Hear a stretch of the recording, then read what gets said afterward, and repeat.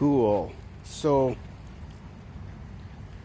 this is our garden, and it's a plot amongst many. And in these troubling times, all I have to say is it's great to know that you have more than what you need as far as food is concerned. We've got cucumbers here, and what we're experimenting with, my girlfriend is experimenting with, is straw bale gardening. So that's a straw bale. It's not the earth. And there's tomatoes. There is what do you call this? There's lemon balm. There is cucumbers. There is all kinds of cool plants that she's putting in that is working. It's basically becoming a jungle. If we can focus in there, there is some tomatoes that look like they're getting ripe there. We've been harvesting a bunch. This here is red shiso, which is good to eat, make tempura with, or even a juice. Yeah, you can boil this down and add some honey or sugar and make a very nice, tasty, refreshing summertime drink with it. It's awesome.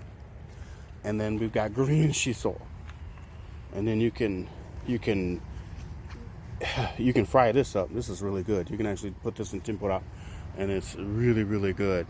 And you know, we're hitting and missing. This is our first year at this plot, first year at this community garden, and some things are going gangbusters.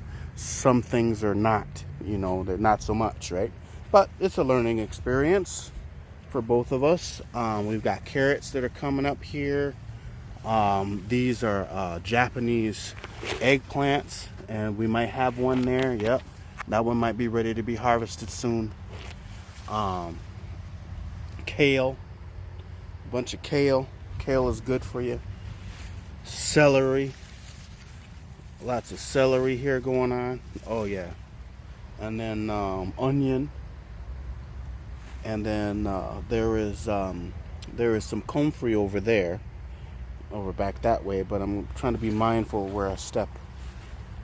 And yeah, even the kale is taking over. We've got soybeans, or edamame, for those people that understand Japanese. Edamame. This is soybeans here. And the state where I'm from, Minnesota, it grows a lot of soybeans, so it's not a big, soybeans is huge. Tons of Thai chili peppers. Love that spice. That's me. I love that. And then of course we can see right there is a big old plantain right there that's growing wild. And plantain is one of our wild friends, right? So, I just want to point out, just saying that, gardening is not only therapeutic, just to get outside. If you're quote unquote under house arrest, quarantine, sheltering in place, then you can get outside. And even if you just have a balcony or a windowsill, you can get in there and grow something. So I'm getting in here and I'm looking. Okay, so we got some zucchini going on here, yellow zucchini. There's another. I can see it. There it is. There it is. That's one right there. That might be ready to harvest. Yellow zucchini, excellent. And again, this is meant to inspire. We're getting in the middle of. We're way in the middle of summer, but there's all kinds of information on the internet, and there's ways to grow stuff indoors all year round, right? So this is cutie, or cucumbers, Asian cucumbers, Japanese cucumbers, right here. This one's ready to harvest. There's one over there that's ready to harvest. They're just growing. So, if you're not into gardening, here's another one. You need to be in these times coming ahead. Seeds may be a means of currency. I know I haven't broadcasted in a while or posted anything new in a while, but yeah, I'm posting now. I want to give a big shout out to Big John of the Prepared Mind channel, and you want to check him out. Oops, a daisy! I just dropped my dang camera on my phone. Oops, yeah, now you get to see close up. Sorry about that. The Prepared Mind channel, Big John of the Prepared Mind channel. You want to check him out. Got a couple of new subscribers from him. I've been following him for a long time as it relates to prepping and other things, fatherhood and such things. So you know what we're growing here in our little plot is working out. It seems like it's all organic. Again, we've got some more edamame or soybeans that are coming up here. So you got to garden. If you don't know how to garden, that's what the internet's for. The phone is not just for freaking, the mobile device is not just for freaking, I don't know, Snapchatting or what the heck people do. It pisses me off. You know, everybody just gets on the freaking phone and all they do is nothing. We've got all kinds of information available, knowledge, right? So, you know, learn to garden, learn to grow something. You know, it's very, I don't know, it's very, it's therapeutic, if nothing else. Those people that are quote unquote trapped inside, it's therapeutic. Here, we got some watermelon. I had to build this contraption here because we got one watermelon there. I'm gonna have to build another contraption there so that I can, so it can be supported. I'm gonna do it probably most likely tomorrow sometime. But this is watermelon, and this is for my daughter. You know, my daughter wanted to grow watermelon, so we got watermelon, and one came up, so we're gonna support that one. But this contraption is so that they vine up properly and they can be supported.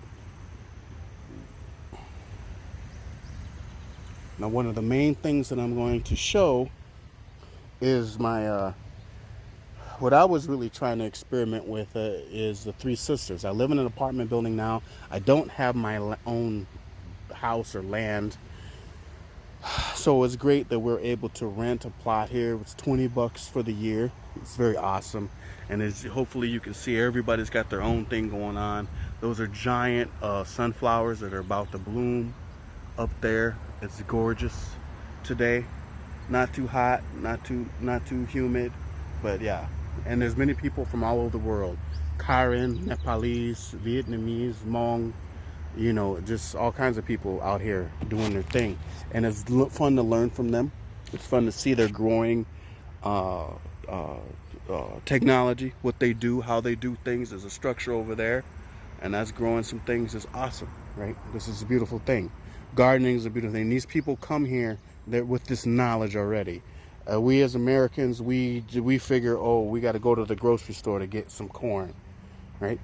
So no, grow your own freaking corn if you can. You know, again, not everybody has the space to do so, but do what you can, and the information is out there.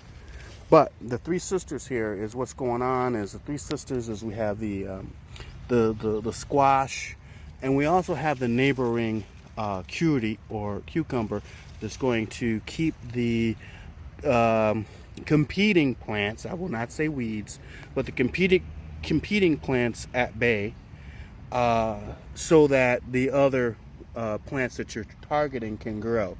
And these are squash, and that's what they were supposed to do. It was my first time.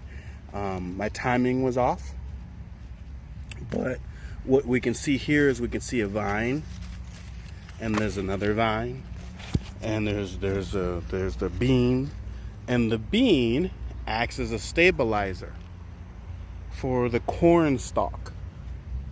The corn stalk provides nitrogen to the soil. So we've got some corn stalks that are some ears of corn that are coming out. This is my first time, so we'll see how it goes. But this is what they call companion planting. So certain plants will they're symbiotic, meaning that they work together to grow and to sprout and to survive. So we got some tassels here, and there's more corn growing on. There's more beans growing on here. So this is my kind of my Three Sisters mound section here. There's only two that I'm working on here. There's comfrey over there, and we got these freaking June bugs here. Sorry, go away. But yeah, I'm sharing this so that you understand that, or at least be inspired to freaking garden, grow your own food. I wish I lived in a space where I could raise rabbits or chickens or something, right? So I can have my own source of protein, meat. Yes, I am a meat eater. So for you vegans and vegetarians out there, I'm probably not going to be your best friend. Just so you know, I mean that in all jolliness. It's just I like meat. But right now, just in general, the conversation in the household is about, it's like, how are we going to store all this food once we harvest it? And exactly, preserving, fermentation, over the winter time, because winter is just right around the corner for the most part. It's coming. So these are things I want people to start thinking about if you're following my channel. And again, I'm urban. This is Urban-Aboriginal, right? So there's just, I'm not too far from the street, but we got everybody that's growing their stuff, and they're doing great, fabulous. We've had a great year this year. It's been rainy, but it's been hot at the same time. So this is a good growing year. Lots of red shiso. My attempt at the Three Sisters seems to be working out, and again, that's the squash, corn, and beans. They grow together, and that was taught by our Native American brothers and sisters. So I have to give that shout out, and another shout out again, if it was missed, is like I said, for the Prepared Mind channel, and Big John for the new subs and the people that are interested in what I'm doing. So this is more resilient living. I'm a primitive tech dude. I like being able to just survive off of nothing. However, what we're dealing with right now is what we're dealing with right now, and I can go there, but those people that cannot, this is what you should be doing. You should be growing your own stuff, to be honest. Like I said, got some wild, not wild, but some cultivated vegetables, and even if you know somebody who's an invalid or is too old or whatever, at least you have food to share with them, right? So again, get out there and garden. That's all I have to say. That's resilient living, and I was brought up doing this in a way. I was. That's in the story for another day, but I know how to do it. I have been doing it. I just don't highlight it much until now. So at any rate, everybody, y'all be out there, be safe. Learn to laugh. Watch something that's also humorous and funny. And let's not take all this crap that's going on here to heart. Let's continue doing what human beings do, which is persevere.